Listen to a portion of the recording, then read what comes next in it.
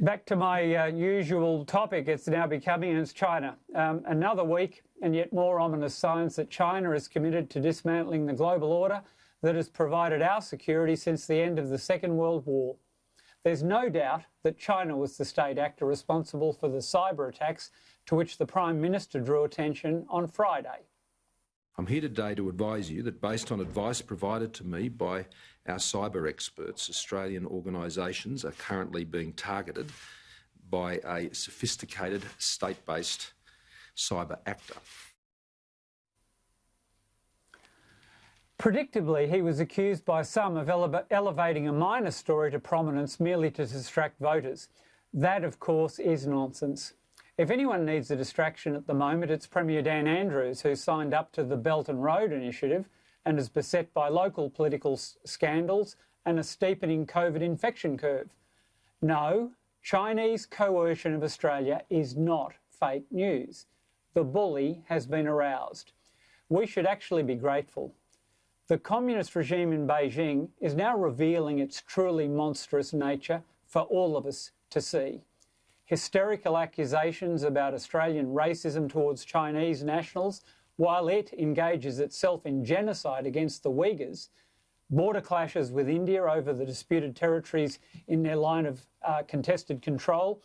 The list is growing by the week. Taiwan, Hong Kong, Japan, Vietnam. Peter Jennings of the Australian Strategic Policy Institute sounded a really alarming warning yesterday in The Australian that we might be heading to a conflict as early as the final weeks of the US presidential campaign. All of this constitutes a serious risk to stability in our backyard. Hopefully this might be the week that finally aroused even the most compliant Australian business leaders from their slumber. China is a growing threat, not a growing market. And by provoking India, China has made a grave error. India will defend its sovereignty and it has a very capable military. The case I made previously on this program for the expansion of our military ties with India and also Japan has become even more compelling.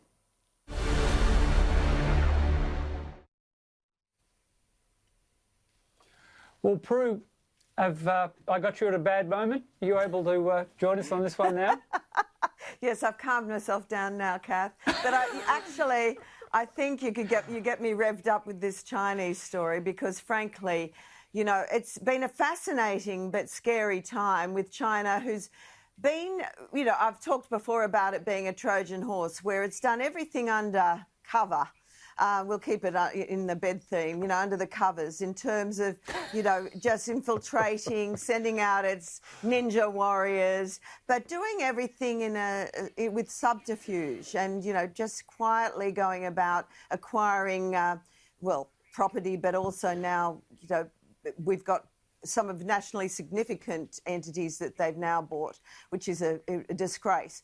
And we just now see them really like a dragon baring its teeth. It's quite fascinating, and it makes you wonder why. You know, are they more empowered? Are they being opportunistic because of the Trump election? Or what have they got something to hide? It's an interesting time, but it's also a very scary time. You know, we've had this attack with the coronavirus. We don't know if it was deliberately or accidentally released to the world. We've had the trade wars. We've had the war of words. We've had this now cyber attack. And some people are talking to me about their real fears about us having a war with China. Now, I can't see that happening, but I'm hoping it doesn't because, you know, I don't think we're equipped and I don't think the world's equipped for something like that. Well, I think that's absolutely right. Nicholas, you and I have jelly wrestled on Friday nights with Chris Kenny over this topic for recurring weeks. What's your view? Are you hardening your line a little on China now? I gather you're starting to see some alarm bells as well. Look, Catherine, I don't deny your expertise in the field of political and military strategy, but I would make the observation that when you're a hammer, all you see are nails, and when you're a military hawk, all you see is a military conflict. Or to put it another way, you view every international relationship through a military lens. And the truth is, Australia's relationship is multifaceted, and it's not quite as black and white as you make it sound. I mean, I agree that China is a deeply flawed state, and it's not just an Australia thing. You look, as you accurately pointed out, they've got problems everywhere at the moment. China, whether it's Japan, whether it's Taiwan, whether it's Hong Kong, whether it's Vietnam or it's India. There was 22 Indian military lost their life in a conflict with the Chinese just this week. Who knows how many Chinese soldiers lost their life in that skirmish. But Nicholas, China has got skirmishes going on everywhere. There was a direct attack. There was a direct attack on our critical infrastructure over recent weeks, and indeed it's not the first time. I will make the observation that yes, seeing a nail everywhere. That's no, real. But they have been. Those cyber attacks have been. There you go.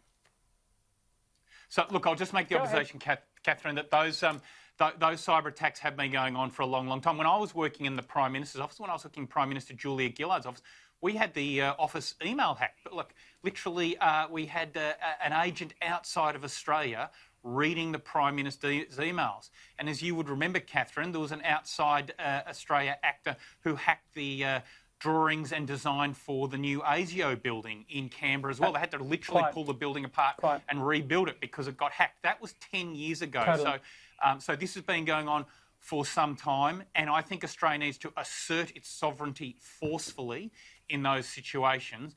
But at the same time, I don't go as far as you when you sort of say, well, Australia's business leaders have got to wake up to themselves here, because the truth is Australia can continue to be a very prosperous country from trade with China, and to go and junk that would be to only hurt ourselves.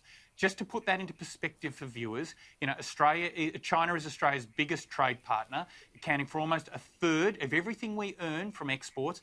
To put that again into perspective, China is as big as the next biggest 6 trading partners combined. So if we're really stupid here and we go and, you know, shoot ourselves in the foot by, you know, economic sanctions or trying to shut down trade with China, the people who will suffer the most from that will be Australian workers, and the people who profit most from that will be other countries. So the classic case is, you know, at the moment there's Australian barley growers are suffering, Australian beef growers are suffering. Now, where are the Chinese getting their beef and barley from now? From the US, under the trade deal that Trump did with them last year. So we've got to be really smart in how we do these things. Nicholas, the sanctions are being imposed on us by China for looking for an answer on how the coronavirus was instigated. But we're cutting off Corey, who's a notorious China hawk as well, and I want to bring him in here. Belt and Road Initiative for Adelaide, Corey, what do you think? Well, Catherine, the truth lies somewhere between the appeasement policy of Nicholas Rees and the military hawks who want to invade China. The reality is, this is how I see it. I think China is going to be the world's largest economy in the next decade or so, but Australia does need to assert its sovereignty in a number of areas. And that means if China is a bully, bullies respect people who stand up and they respect strength. It doesn't mean you have to go to war with them, but it means you have to stand up for your own interests. And China has been fueled, if I could, or empowered by a strategic weakness in the West. And that's been in Australia too, where they haven't wanted to confront the cyber intrusions or the activism in Australia by Chinese agents against our own interests. They've seen what's happened with Russia invading the Ukraine, and the West sat by and did nothing about it. They've seen a weakened America, basically under Barack Obama. They're reclaiming their strength now under Trump, of course. And so they've got away with a whole bunch of stuff by sheer weight of money. And it's time that we said, no, that's not good enough anymore. And unfortunately, Australia is vulnerable because without foreign students, without Chinese tourists, our economy is going to go into a mighty funk. But it's better to deal with that now, get back on our own 2 feet, be able to fight and stand independently rather than enslave ourselves to a national economy that really has no interest in us other than its own self-worth or self-merit.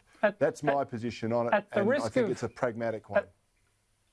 At the risk of emulating John Cleeson getting cancelled forever, I didn't mention the war. I don't think I talked about invading China. With respect, guys, I was just saying their I was behaviour being a bit internationally has sarky. been quite I was appalling. being a bit sarky there, Catherine. Okay, Nicholas well, didn't you're quite say forgiven. surrender to them either yet. I think I said Okay. muscularly So assert our sovereignty, but I don't let my arguments get in the way of yours at all, Corey. I won't. Don't worry about that.